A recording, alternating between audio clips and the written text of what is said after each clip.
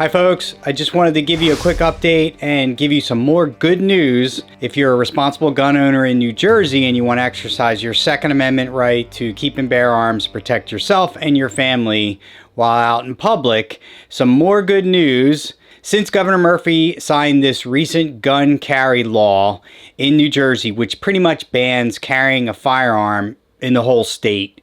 There are only a select few places that you can carry, but most places you cannot carry. This is his response to the Bruen decision. He says we're going to abide by the U.S. Supreme Court decision, but then he goes ahead and has his anti-gun politicians draft this legislation, which he signed into law, which pretty much bans carrying in the entire state. So there have been multiple lawsuits filed since this a law was signed December 22nd of last year. The reason for this video today, another important lawsuit, Siegel versus Platkin, was filed. And this lawsuit is very similar to the Koons matter in that it challenges certain parts of the carry law that was just signed.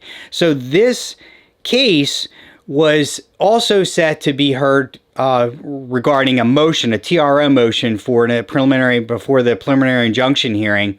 The case was assigned to U.S. District Court Judge Williams. And she recently, I think January 12th, made the decision to not hear the TRO motion, but to reassign or consolidate the Siegel matter into the Koons matter, meaning that Judge Renee Bumb will hear the Siegel matter as well, which is good news because we already know how she ruled on the TRO for the Koons matter. She ruled in favor of the plaintiffs and pro-Second Amendment. So this is a very strong, I think, decision for pro-Second Amendment matters, in that she ruled in favor of the plaintiffs and said, yes, you have grounds for a TRO pending a preliminary injunction hearing. So now we're hearing that the Siegel matter, which is a similar case filed in reference to Murphy's anti-carry law, if you will, whenever there are overlapping challenges in multiple cases and in multiple courts, motions can be filed to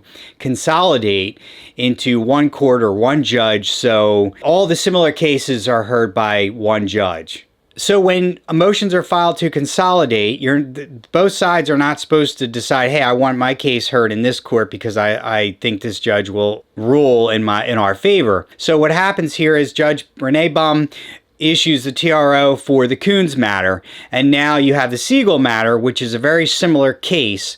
So what the state of New Jersey does is they are opposed to consolidating the Siegel matter into the Koons matter. Of course they are, because they don't like the way Judge Bumb ruled on the TRO for the Koons matter. So they're thinking that she'll rule the same way on the Siegel matter, which I'm sure she probably would. So they're opposed to that. And Judge Williams points this out in the transcript, and you can read it. She basically says you're not allowed to judge shop. You're not allowed to shop around and say, you know what, I don't like the way this judge rules. I'm gonna try to pick this judge instead. She makes the decision, instead of ruling on whether or not a TRO should be issued for the Siegel matter, she consolidates it into the Koons matter. And she basically says, one of the last things she says on the transcript is, it's all going to Judge Bumb, which is great news, I think, because now Judge Bumb is going to hear the Siegel matter as well. We're just going to have to see what happens with the preliminary injunction hearing, which is scheduled to be heard in the near future.